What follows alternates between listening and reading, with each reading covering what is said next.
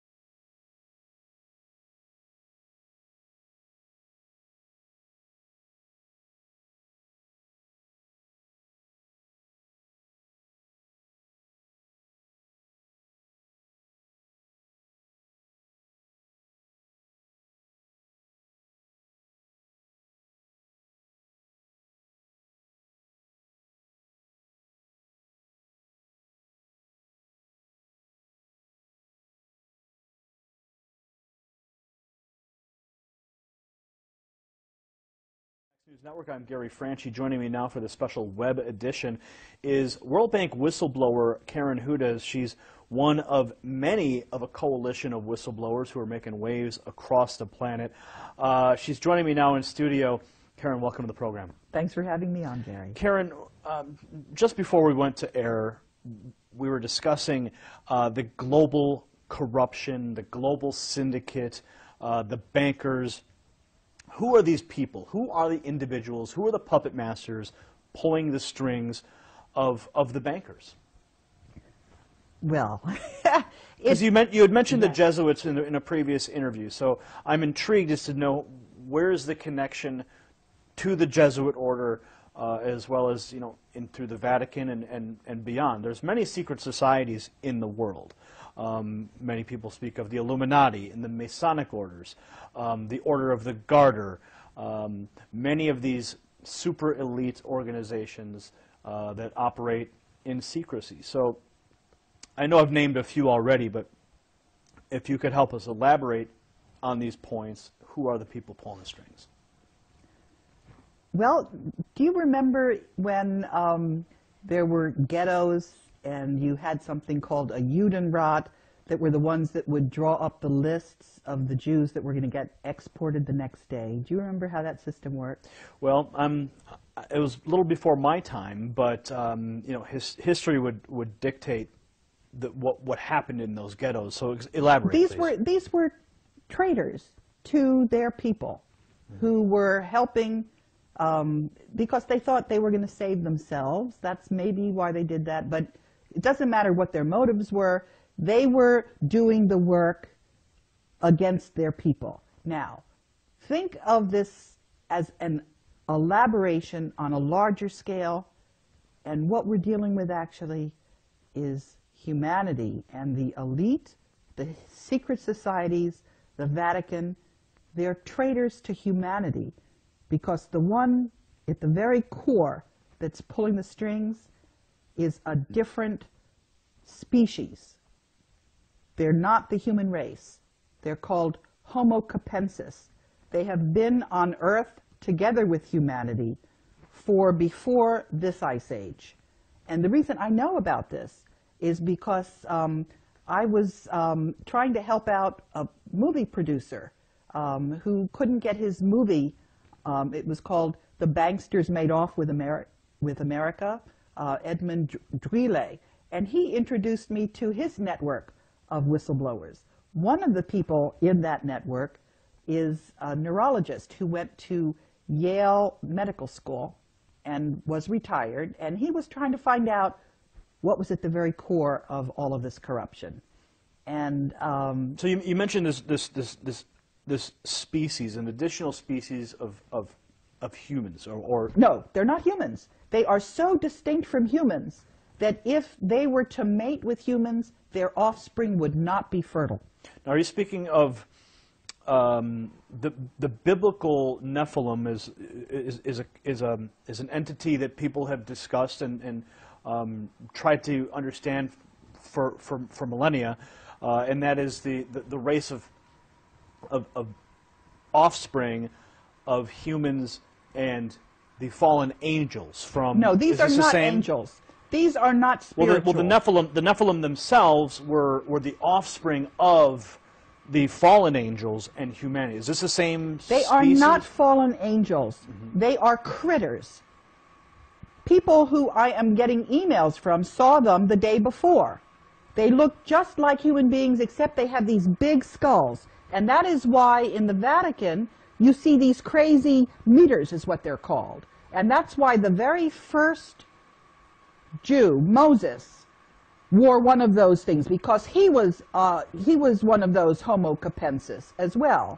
We have DNA samples of them. And the reason we know this is because it was in the papyri of one of the pyramids. I found this out from from the internet. But what is really remarkable, actually, is that we have had so much. So back to the topic at hand, and the global cabal of puppet masters who are pulling the strings of the international elite and the banksters. I had mentioned the Illuminati and the Masons, and I mentioned the Order of the Garter and these super secret organizations. But you take it all back to the Vatican. You take it all right back to those this species of people. If I could provide a little bit of historical perspective for a moment, when the Illuminati was supposedly disbanded, some people believe that it just didn't disappear. It went underground, and it simply spread itself out. Would you say that the same is happening with this species of you know, I would say, you say they're not human, but for lack of better words, I'll say they're a species of humans. Do you think that these individuals have peppered themselves through some of these organizations as well? What I know is... Or is it isolated simply to the Vatican? What I know is that when you get to be a 33rd degree Mason, and the Black Pope, and also the archaeologists, they all know that Moses was Akhenaten. And if you know that, then you know that Akhenaten had this huge skull, and his daughters had this huge skull. So I'm going to presume that they probably also know that there are individuals, and they're not humans. They do not have the same kind of DNA that we do. And I can tell you what I know about them. They're very mathematical. Their average intelligence is about 150. And they do not have creativity. They're not emotional. And the other thing is that in the process of working with all of these whistleblowers, I've learned a lot about the strengths of Homo sapiens, because you know, we're not giving each other salaries, we're not giving each other honors, we're not giving each other anything other than additional hard work. But we also know who we're working for. We're working for all of humanity. So I have to ask this question, because some of the viewers who are watching right now are going, they're talking about another species with an elongated skull. You mentioned the high intelligence, the lack of creativity, and it's going to be hard for people to grasp that reality. And of course, everyone has to do their own homework to discover these things. But given your whistleblower status with the World Bank, do you think that by promoting or discussing these types of theories hurts your credibility and all in the minds of some of the people who may have first heard of you through the whistleblower status at the World Bank? I'll tell you what, I've gotten a fair amount of feedback like that. And I'll tell you what I say to these people. I say that it has been an incredible experience to have made it this far. And the number one thing that I've learned in that process is to trust my own intuition, because that has really served me very well. And my intuition is telling me that this is the time to tell people this. Well,